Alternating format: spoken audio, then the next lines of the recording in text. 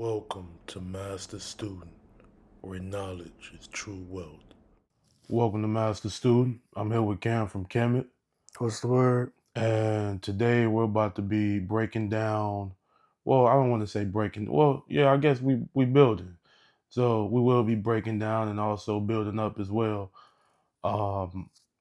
This our lecture with A.A Rashid on BlackMagik, and he's talking about ghetto telepathy. Ghetto telepathy has to do with the quantum connection between the quantum connection that everyone has. Put it like that. That's what ghetto telepathy is. It's the quantum connection that everyone shares. And to be more specific, Asiatic people. But we can say everybody shares the quantum connection because all is mind. And even spirits have mind. Even spirits are mind. So it's a quantum connection that we all share. And that's what ghetto telepathy is on a general standpoint. But he definitely goes in depth on his book. I read his book, Journal for the Study of Ghetto Telepathy, Volume 1, Issue 1. It's a good book. He's selling it right now. You go check it out on his website. And I was actually able to get this book because my brother Cam, he tapped in with AA, and that was a blessing for me because I was able to learn from not only the lecture but also from the book that he dropped regarding the lecture. So, and plus other information that he already was deeply in studying. Let's get into the video and let's just listen to the knowledge that the God is bringing to the table, and let's build. With also ushering in for the first time that I've ever have used an actual name to define my brand, because I've sold so many t-shirts and garments and sweat hoods and stuff, hats and all that for so many years that I've created a brand that is noticeable to those who understand my aesthetic and people who buy to collect it because they know they're going to get a unique piece and it's not going to be a lot around. So I'm like, well, I've been able to do that without a name for the brand. Let me make up a name for the brand that is not ostentatious whatsoever and that has something to do with an actual utility that can also transcend into a conversation. You know what I'm saying? So I said, it's time to press the button, ghetto telepathy. There you go. For real. So I also want to shout out my brother Knowledge down in Detroit. He also has a brand that employs the use of the word ghetto, and it's called Ghetto Gods. So we there's one of my comrades and one of my students in my circle of association. So shout out to Detroit and him, and you see a lot coming from that. And I'm working on some brands with other people to develop their brand, and we're also creating one out of the concern. Let me just go into this before we get into the subject area. It's called Cautionary Tales. That's another brand we're coming up with, and we working out dealing with the the developmental psychology oftentimes needs reminders as to the fact that we are not all operating in a movie. Oftentimes, and you can make a series of decisions, and one poor decision could get you jammed up and potentially put you in a space where you can't, you no longer have your liberties, So we was going to have something that deals with cautionary tales, and the aesthetic we were going to flesh out is going to be newsworthy. I put that in quotations. We're going to use, the ubiquitousness of news. You know what I'm saying? You'll see. It's going to be exciting.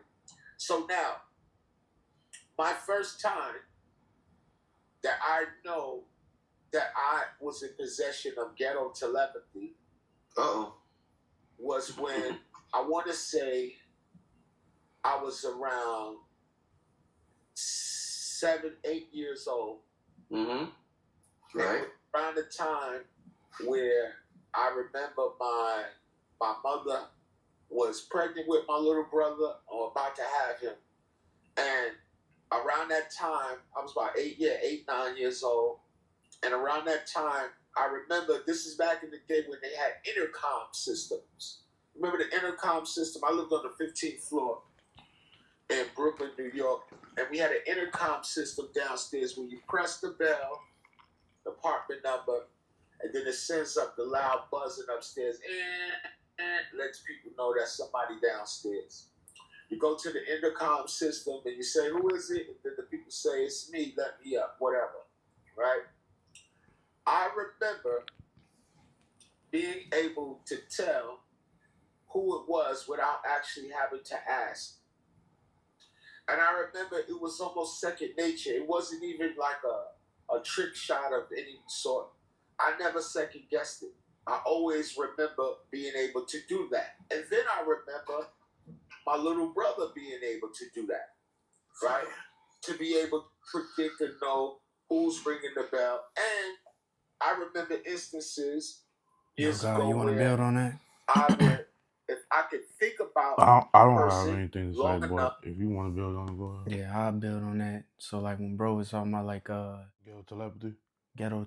Telepathy. Mm-hmm. So yeah, you know, how he was talking about how he just always had the ability to know who was at the door without knowing. Mm-hmm. And you know, that just goes back to our ancestors, you know, because that was like an ability that we used to have, you know, and that we lost on our path, you know.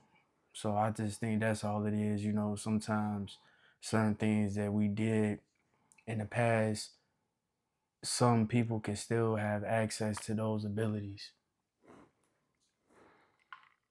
I ain't got nothing to say, nigga. That's facts. Yeah, that's a just fact, my piece nigga. on that. That's a fact. Or they would cross my mind's eye, or if I had a conversation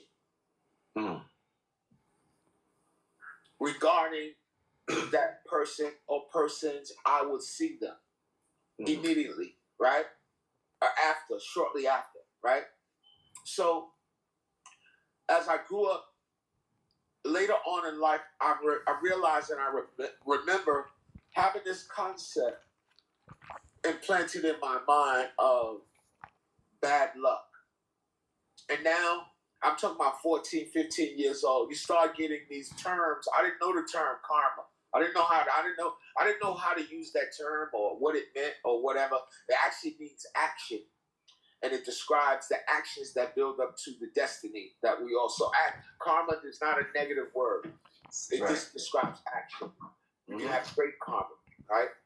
And I remember specifically, there was a particular time period where a lot of my folks that I knew, they were literally dissipating. Because if you try to describe back in the day in the crack era, New York City, to modern people, they would not even fathom the idea and the reality that there were crack vials on the floor on every single block in New York City in high concentrations in areas where people of color were at.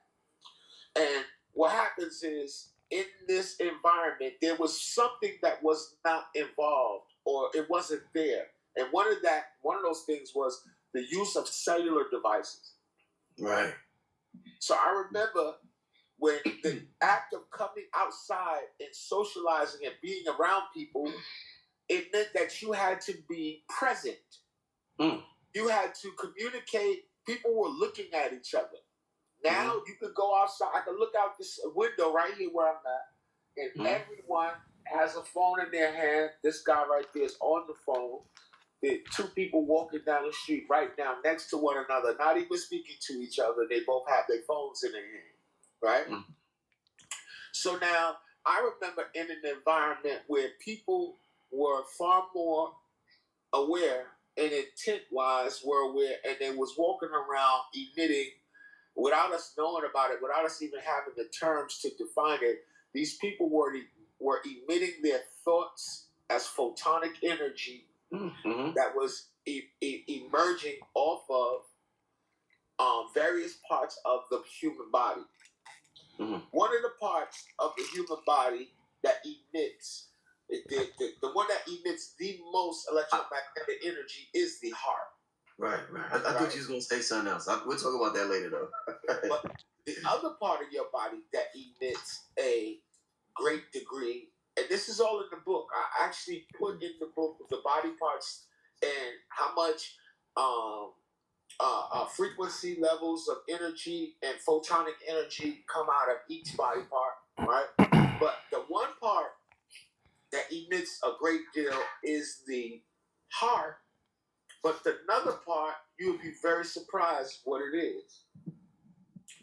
It's the actual muscle lining of the stomach. And the activity of that, if you ever felt your stomach and you people be like, damn, I felt that, like, oh, my stomach is you know, excuse me, God bless you. They say that the lining of the stomach, it emits its own magnetic field and emits an energy field that can be read and registered.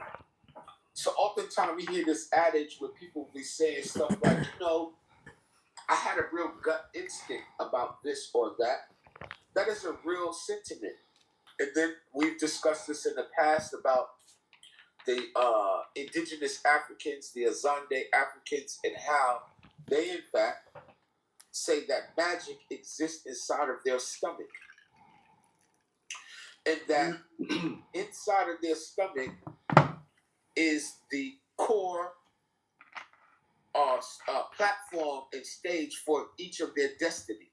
They do not believe in accidents in their culture. If something bad happens to you, for instance, a car accident or a tree falls on you, they felt that that is a negative omen that's directed to you and was encapsulated and held into the stomach.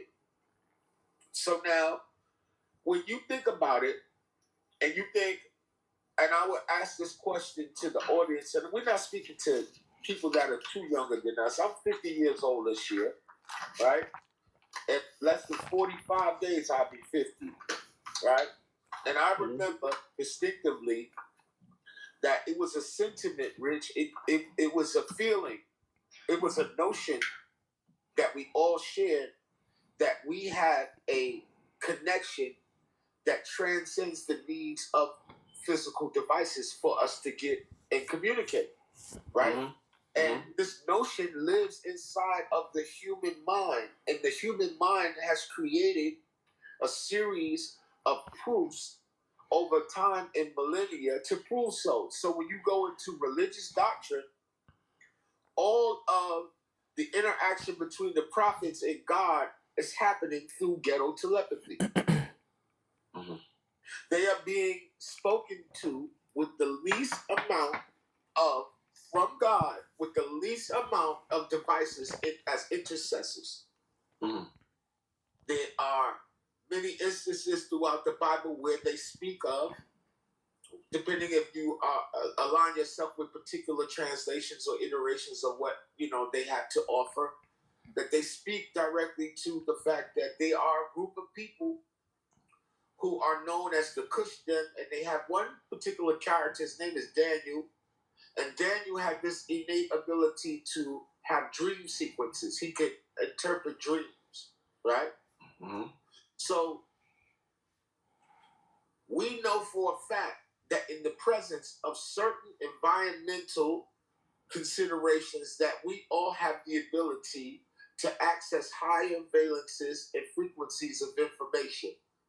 So when people ask, well, why do you think back in the day y'all had ghetto telepathy, and we may perhaps in this era, maybe we don't have it, or we're not really aware of it in such a manner? And I'll tell you that in the absence of those devices that we've been holding for the last 25 years, right? 25 years, that these have become new limbs on the site, the physical body. So the physical body will now compensate, and it no longer has to tap into flawless navigation. It no longer has to send mommy and auntie and them messages. It no longer has to do that. You do everything off of your device. So another thing that made me go into the ghetto telepathy is what recently happened. You know, Oh, what I was about to say was that's why it's an exact because now that like with the iPhones and shit like that, we got the maps. So even if you want to go back to our ancestors, the Moors, we always been born navigators. You know what I'm saying? Knowing how to maneuver on this plane. So it's like he's right. With technology advancing to the point that it's at now, now we like that ability. So it's just like technology advances, but the IQ decreases for some people. But I guess that's just like the double-edged sword. For me, bro, what I get from that is like, for certain, it's a book. What is it? Is it Frank Rudolph? Atlantis and Numeria. I believe that's who it is. I might be wrong, but it's Atlantis and Numeria. They talk about doing different cycles in time on Earth of how the original man and woman, our mind constantly changed. So our way of communication changed, from telekinesis to telepathy to, just having clairvoyance in general, so all of that is constantly changing. So I would say that it affects those who who allows themselves to be affected. You know what I'm saying? Yeah. Because everything's a choice. So if people allow the environment to affect them, therefore they will be affected by it. Because the universe is mental at the end of the day. So as long as you're aware of what's going on, like, okay, if I rely too much on my cellular device or on my laptop, it's a part of me that I'm shutting down internally. You know what I'm saying? Because I'm putting so much on the external rather than focusing on the internal. But yeah, I definitely agree with you. Some people, their system go offline because they too tapped in with the external. Yeah, that's facts. No. The world is in turmoil, bro. There's so much bullshit going on in the world. It's terrible. We praying for people all over, right? And I tell you, brother, I looked on the news and they said 2,800 people had their devices automatically combusted on them. I want to use the right language. You know what I'm saying? And I was like, wow. And they were saying, yeah, because they were intercepted en route to where they was going, and then they were put inside of them that made them become something dangerous. They was terminating motherfuckers. For real, right? Like this. So I said, hold up now. I said that could not happen back in the day because we could still communicate in the absence of having devices. Right. It was like, yo, bro, if you had a beeper, you had to be a doctor or you were selling dope. Nobody just was walking around with beepers with nobody, beeping them, bro. There was the only two people that had beepers, bro. You know what I'm saying? Mm-hmm. So we all had these abilities. And one of the things I want to go into is this. In the absence of these devices, I know back in the day, bro, people is not really getting a full nourishment because there's something going on with this telephone that is also assisting people in not wanting to eat. It's something that make you feel like you ain't got to eat. And people be walking around with these phones like this, right, all day. I remember there was a time when every household had oranges in it. And I remember if you ask your parents, you'd be like, yo, I'm hungry. They'd be like, well, I'm cooking later. We're going to have this and that. Go in there and get you an orange. And we would go in there, and they had all these orange commercials going on at the time. They had this famous orange called a Sun-Kissed orange. You remember that? Mm-hmm. And the reason why, what does oranges, Brother Rashid, have to do with ghetto telepathy, right? And I want to show the audience something. First, I want to build up the point to speak to them about this and be very clear that I have a great degree of understanding in regards to spiritual matters, but however, I also have a keen respect for science, and I like to embrace the things that can be fleshed out through praxis and that are practical. And one of the things that I've discovered as a result of venturing into studying ghetto telepathy is the technological power within the grain called rice, right? Now, there's no household that we grew up in back in the day that did not have rice in it, bro. Mm-hmm. It's a staple part of at least 3 to 4 times out of the week you're going to consume rice, right? Facts, yeah. Back in the day. And the reason why it's such an important, it plays such an important role in culture is because our true deity is the sustenance and the foods that we eat. Our connection to deity and our connection to our ability to access various certain types of valences and frequencies of understanding is based off of the things that we consume. Mm-hmm. Now, if you look at all of the ancient indigenous religions that make offerings to their deities, there's a through line that connects the things that are connecting all of these offerings to deities. And what is that connection? That connection is sugar, king. Glucose. Glucose is a very significant technological, cosmically technological, advanced instrument. Because of how it's composed and what it's composed of, and the amount of carbon atoms inside of glucose suggests that it is one of the greatest bonders and retainers of energy.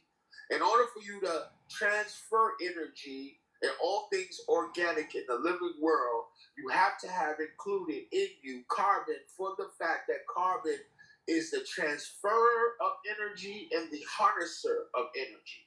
Mm-hmm. So we have the ability to consume carbon and eat of carbon in the forms of glucose and the various sugars that are produced that are required.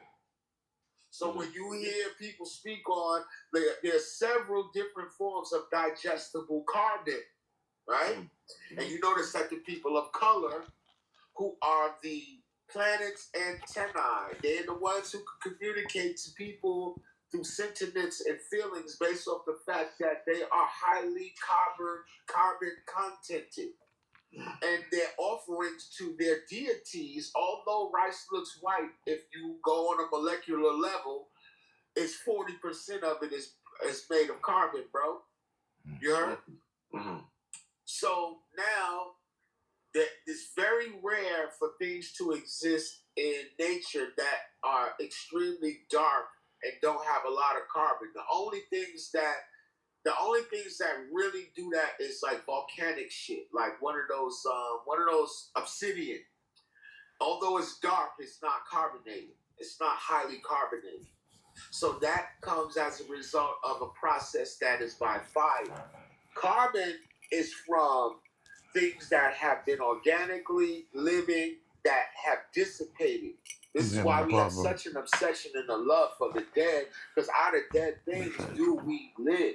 We create out of things that have died. And thus we get coal and things of that nature that you need. You need coal to maintain heat. It holds heat. But it used to be a dead tree. You see?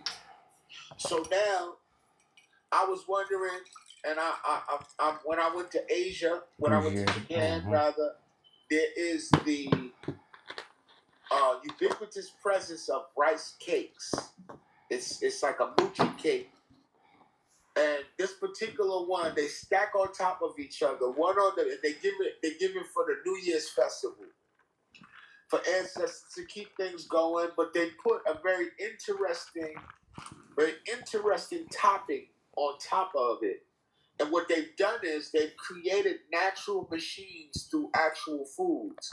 If we can emit electrical energy, there are scientific proof and there are papers that speak about how not only do human limbs and parts of our body emit energy, but so do inanimate objects as well as food sources and substances as well. Mm-hmm. So these people take a small... I just want to build on that.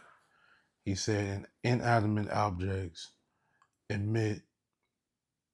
What do you say? They emit, what do you say, God? Energy. Right, they emit energy. So universe is mind. If everything is mind, of course it's going to emit energy. You know what I'm saying? So just from a scientific perspective, looking at it from as a scientist, it's still the gnosis still makes sense. You know what I'm saying? Even at the spiritual or occult level, it adds up even on the lower level. You know what I'm saying? So everything, that's even with the 7 laws of Tahuti, everything vibrates. So if everything vibrates, everything is alive. In order to vibrate, you have to be living, conscious in some way, shape, or form. So everything is in the process of either evolving or devolving. Exactly.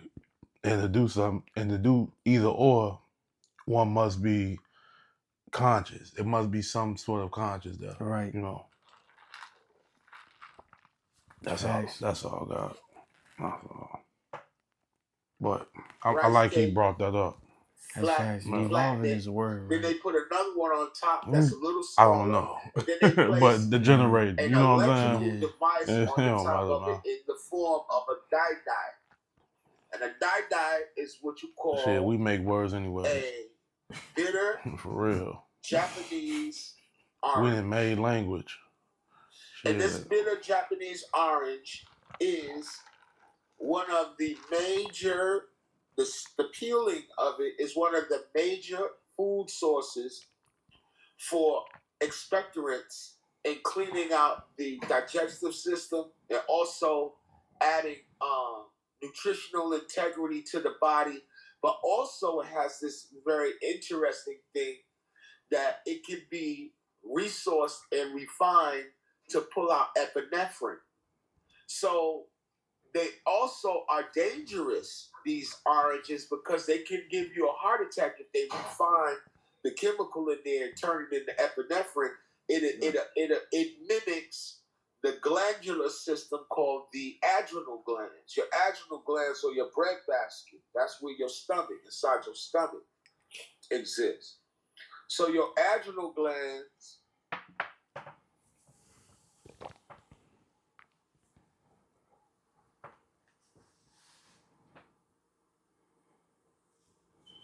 Okay, so, you know, everybody don't know I'm doing a fucking podcast. They hitting me with some bullshit. Yo, excuse me. I'm sorry, kid. So, I'm like, the adrenal glands or the breadbasket, you need the breadbasket in the release of adrenaline. And you need it, and you need it so much that it's also produced in the brain inside of neurons to keep the electrical field in that part of the brain functioning and the connection to the most necessary part here. So now your adrenal glands is one of the, it's like a transistor space inside of a radio, Lord. You heard? When you feel that fight or flight instinct, if you really attune with your body and you attune with your feelings and your sentiments, right? You can also feel this. You can go like this. You know what? Something is about to pop off and I can feel it. And about the time you get home, they calling you and telling you, yo, man, you just left right on time. You heard? So now these parts of our body connected to the 7 candlesticks, we call them chakras, have been ancient people's way of telling us that we are the natural antennae of the planet and that we have the ability and our sole purpose on this planet is to be communicators. You heard? You know this as a Virgo. Yes. You was a communicator. And you know, when y'all refine y'all method of communicating, the whole world transforms around you. And it becomes beneficial to you and others involved around you. You heard? The refined Virgo is perhaps one of the most precious, commodities on the planet because of how they direct their consciousness towards accomplishment of detailed accomplishments. You know what I'm saying? So in order to do that, you have to communicate to all of the sources and areas and people and all of the necessary, means by which to do so in a very effective and efficient. I just want to build on this because this is what he's bringing up right now is he's literally bringing up ego. Without saying it, he's bringing up ego just by talking about the Zodiac. The Zodiac, anything having to do with humanity is part of the ego. So the Zodiac, I hear a lot of people talk about it in the sense of good and bad. You know what I'm saying? I really don't want to look at it at that perspective, but we can in a sense. But my main reason for stopping it is to say this. The Zodiac is meant to be a tool, you know what I'm saying, for your elevation. Everybody comes down here with the Zodiac. And the Zodiac tells you what's your struggles gonna be in life and what some things you might be good at in life. You know what I'm saying? And 9 times out of 10 is gonna be right on point. So for him to say that and to break that down, I believe that's like a key point that a lot of people need to actually focus up on, because once I looked into the Zodiac, I didn't look into it until like I got into metaphysics. But everything was spot on with what they were saying about the Capricorn. I already demonstrated those attributes of a Capricorn. You know what I'm saying? I forgot what the attributes were, like, money oriented, always on his business, things like that, self-driven, you know what I'm saying? So it was like, that was things that I was already focused on. But then at the same time, it said things like, once trust is broken, it's difficult for a Capricorn to trust somebody else again, things like that. So that was something I had to work on, because that means that I'm holding on to physical things on earth. If I have that mindset, I shouldn't. If I'm holding anything in my heart, that's weighing me down to earth. So that's not beneficial for me in no way, shape, or form. So you got to analyze your Zodiac. That's the whole point of me stopping this and building on the topic. It's essential to reflect on your Zodiac, the pros and the cons. I really don't want to say pros or cons, see, or good or bad, because it's all about learning. You know what I'm saying? It's only bad if you don't learn from what they're saying is quote unquote bad, yo negative. Yeah, let's just say negative, because negative means enemy, because all it is shadow work. So once you do the shadow work on the negative aspects of your Zodiac, then you could bring that to the positive. You know what I'm saying? And then you could display that in flesh, and then that'll help you on your path, towards ascension. But that was my piece on that, man. You got something to say, Kim?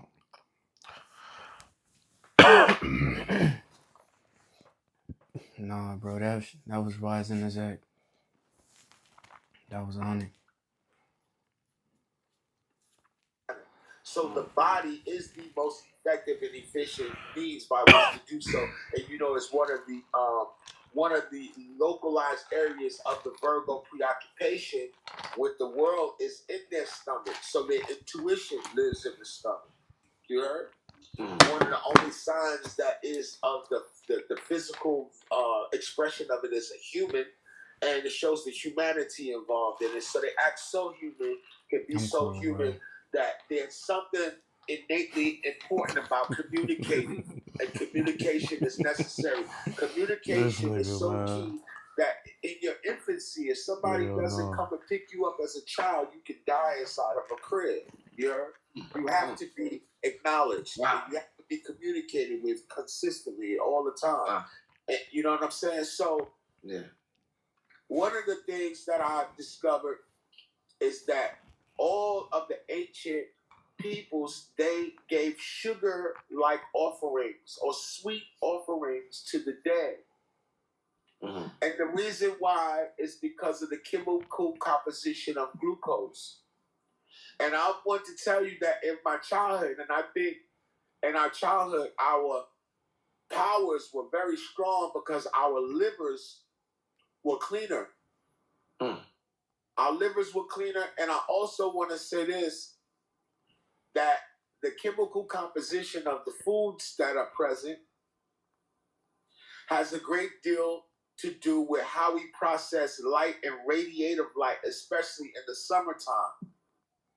Okay, so another interesting thing is that we are much like radios. I put this in the book as well. I do a cross-comparative analysis between the human brain, human organs, and radio frequencies and all that. You're going to love the book. You're going to get one, right? And brother, I just did like 2-3 shows this month on that alone. With Ampool, Minister Jew, Rod Hayes, talking about us being radio. So I'm going to love that book, definitely. No question. So you know what happens is that during the nighttime, they say AM radio is better because of the frequency. When the sun goes down, it doesn't disturb the frequencies that AM radio fluctuates on. So this tells us that frequency waves and our ability to transfer frequency and thought patterns differ during different parts of the day. And I always bring this up to show people that the Muslims were onto something in their metaphysics and their spirituality when they chose 5 different parts of the day to participate in what I believe to be them manipulating the magnetic field through sound, concentration, and bending of the body and looking towards the east. Some prayers do not require the voice because of the elevation and the location of the sun in the sky. But some prayers do, right? I'm going to just build on this real quick. I just want to build on this real quick. So he's talking about the Muslim community, those who follow Islam.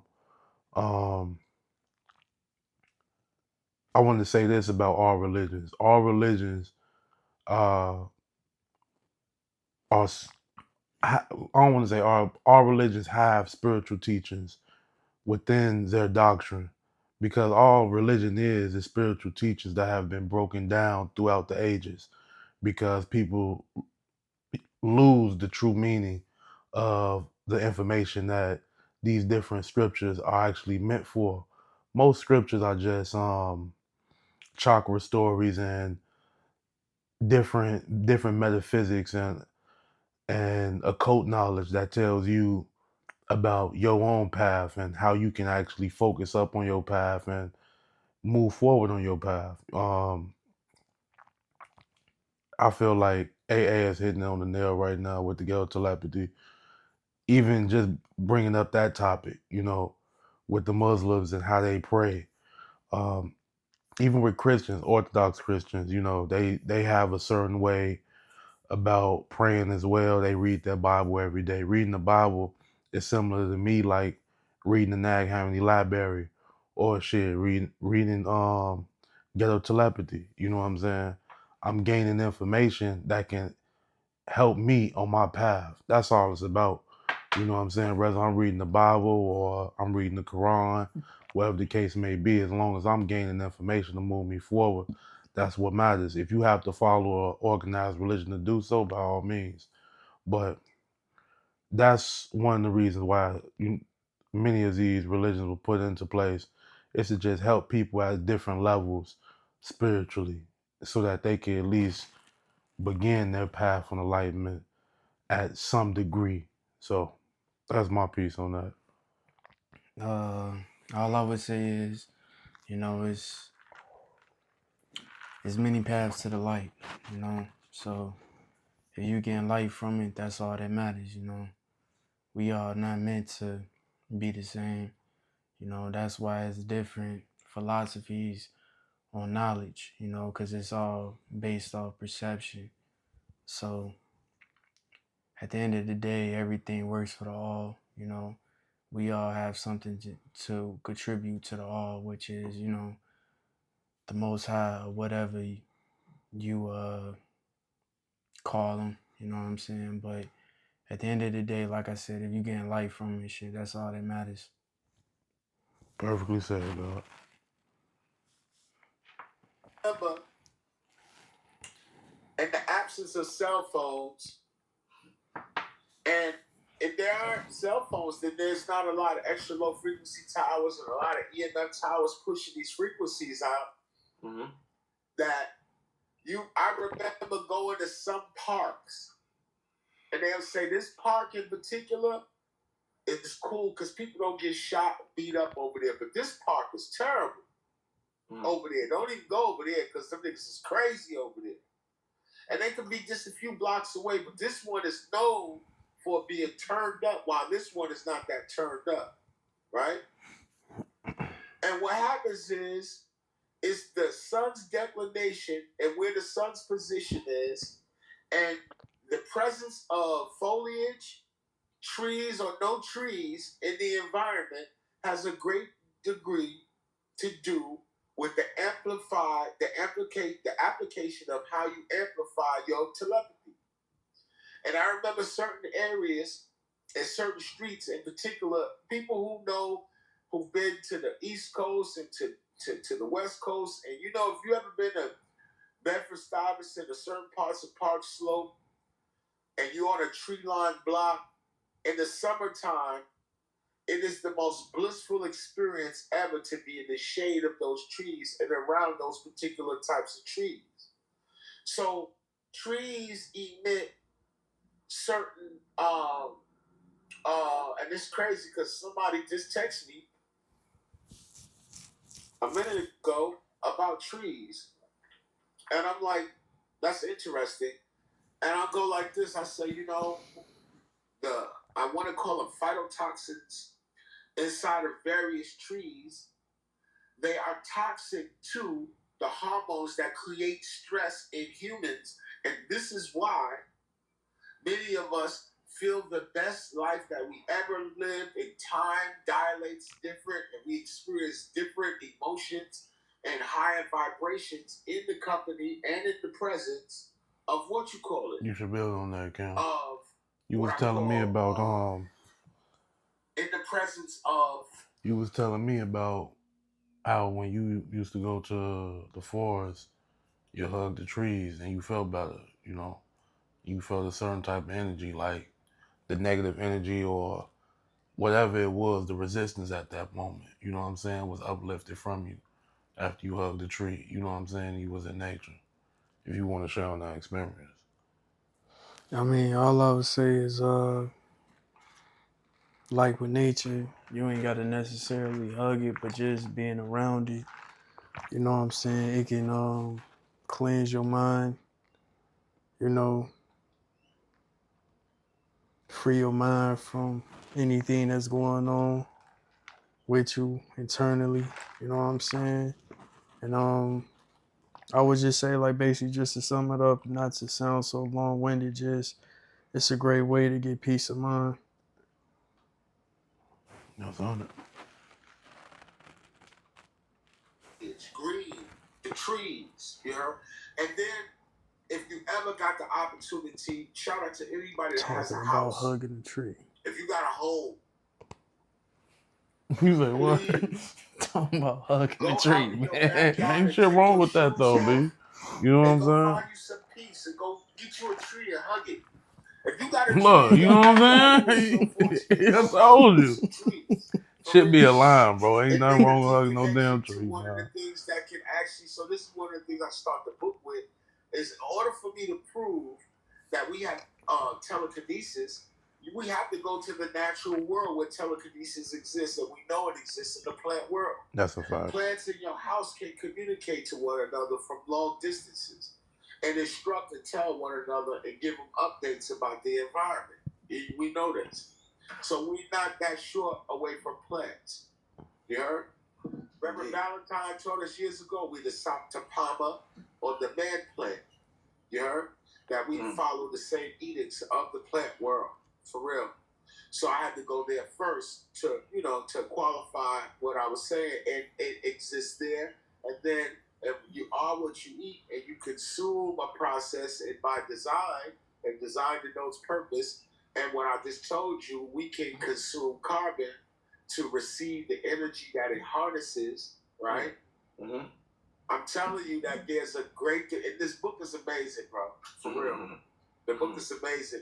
Yes, it is. Just to I illustrate fuck with it. some of the things that we talked about, I guess this is a good time if you want to load up the slides. Indeed. Let's start with slide number 1. I guess you already touched on the whole rice thing. See, but you remember I told you in the thing that I put them in backwards. You heard? Oh, I didn't hear you say that. Yeah. No, my bad. I texted to you. My bad, kid. Yeah. All right, so let's start with slide 6. Yeah. Well, it's start. This is slide 7 here. Okay. So I see what you're saying. Okay. That's my amazing artwork. Yeah. Facts. For real. You feel me? That is fine. BlackMagik363 presents my amazing design, you heard, that I use a lot. For real. Indeed. You know, I'm prompt master flex. You heard? Got you.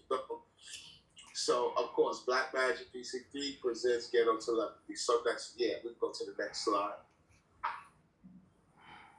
So, Ghetto Telepathy, and it encompasses and it also covers these 2 other areas called precognition and retrocausality. So, precognition, it refers to the ability to perceive or know about future events before they happen. And it often suggests a form of extrasensory perception, where an individual has knowledge of something that has not yet occurred. Now, retrocausality, on the other hand, is a concept of philosophy and physics that suggests the possibility of effects occurring before their causes. In other words, it implies the future events can influence past events, right? Mm-hmm. So, I remember, to go back to the other thing that I was talking about as far as our environment is concerned, there is this, I also put this in the book as well, that the ability, the thing that connects us all is the plant life. If plant life can have telekinesis, then the presence of trees assists as antennae in our ability to do so. And this is why we also always had trees at the beginning of narratives and stories, because that is our direct conduit to deity.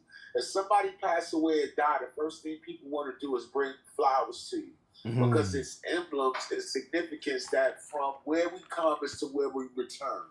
So flowers are beautiful, but they come here and they smash into the planet in the form initially as as particulate matter. You heard? Light code transmission, slamming into the planet, getting caught up in magnetic fields.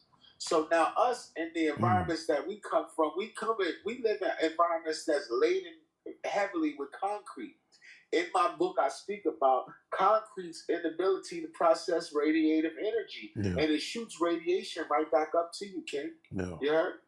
Mm. So imagine, in the absence of what you call it devices, imagine a hot day in New York City in 1981, 82, in a park.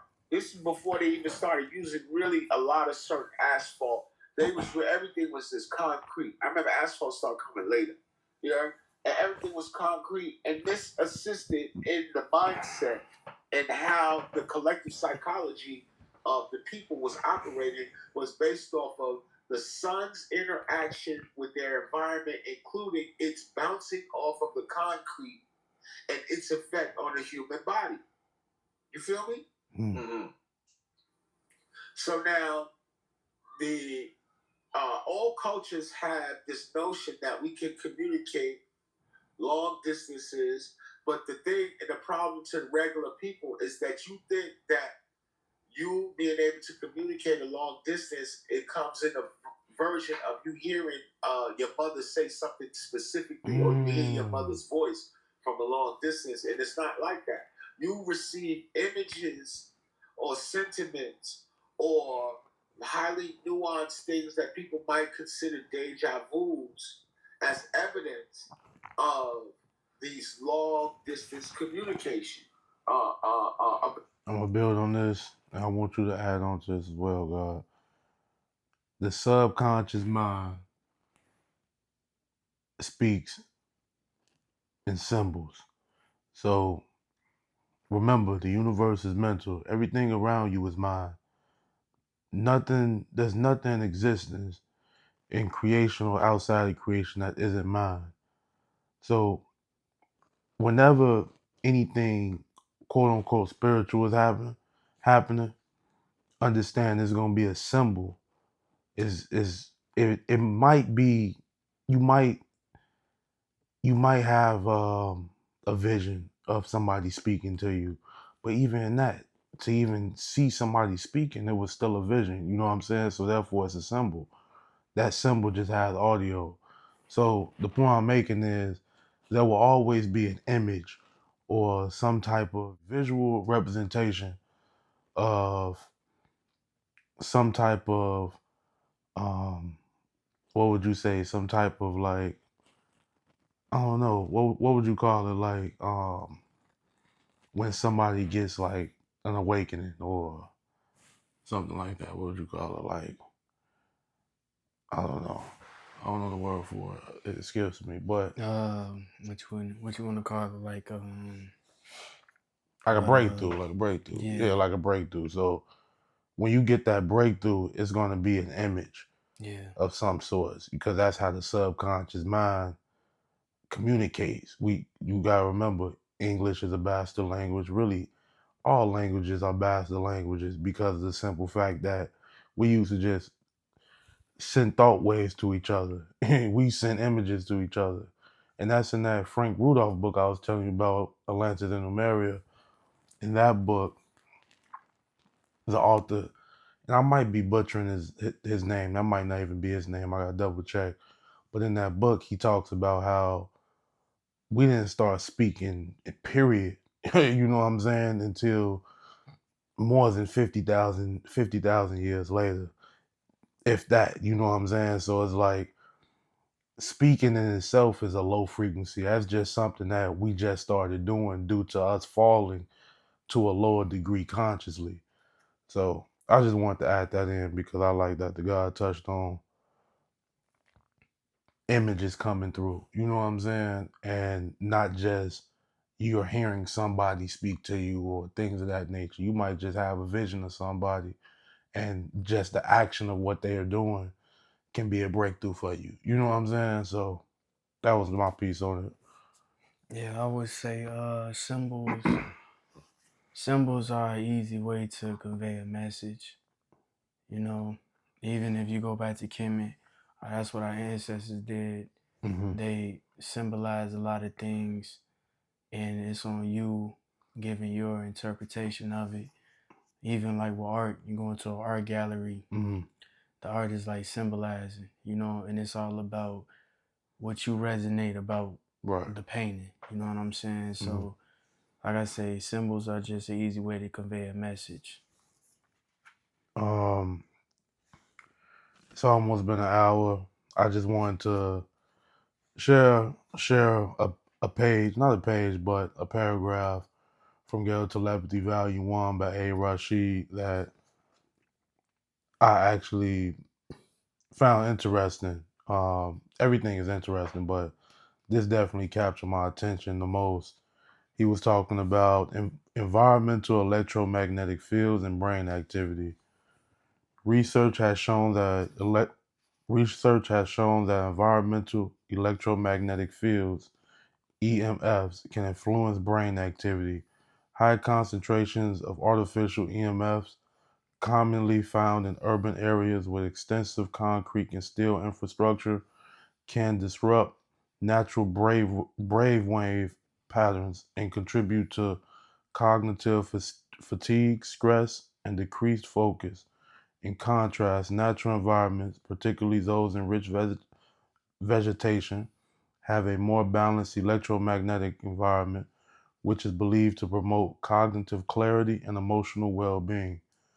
And he was just speaking on this. So what I got from that passage is just being in nature is beneficial for the brain. Um, I, he even says brain. Brain and mind are two different things. Mind is all. Brain is a device that the mind uses in order to operate the flesh. If the brain was dead, the spirit wouldn't the body wouldn't even animate if the brain was dead, plain and simple. You know what I'm saying? That doesn't mean that the entity within the body, it doesn't exist. The body just it no longer functions. So the point I'm making is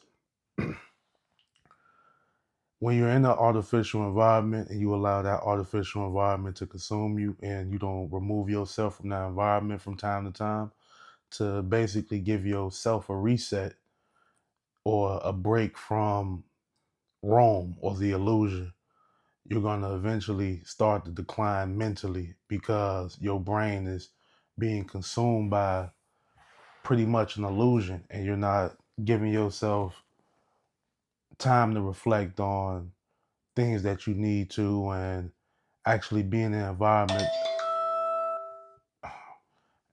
and actually being in an environment that is beneficial for you mentally and also physically.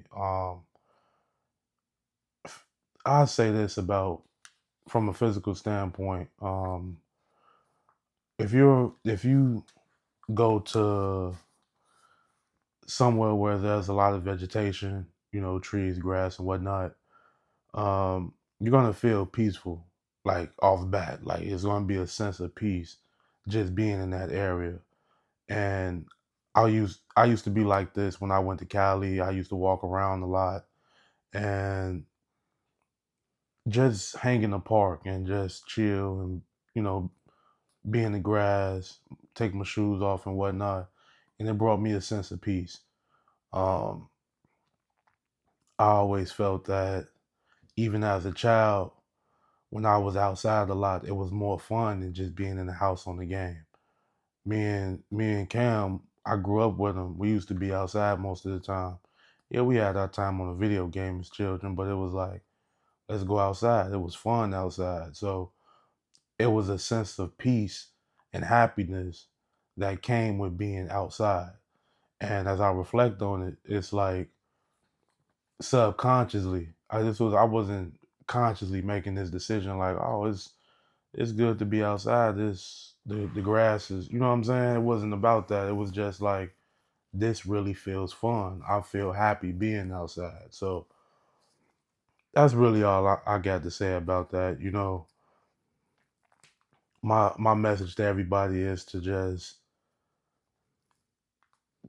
give yourself a break from the artificial constructs of society. Definitely have some time in nature. Take a book with you if you can, you know what I'm saying? And just stay there for a minute and gain some information. You might actually put yourself on a different path just by reading the right information in the right environment. That could just give you a whole reset mentally. So that's my piece on it. I feel like I was doing a lot of talking, man. No. Nah, everything needed to be said, bro. Yeah. That was perfectly said, bro. You said everything. I said, okay. Well, I appreciate everybody tapping in with the first episode of Our Reflection with Cam from Kemet and Raboni Raw. Appreciate y'all tapping in, man. We got more content on the way. I got some music on the way, so be on the lookout for that. But like bro said, I appreciate y'all tapping into the video, and it's more on the way. Peace. Peace. A follower would never understand a leader. Life a bitch, but I still gon' mistreat her. Transfer light to my kin so they won't go and sin.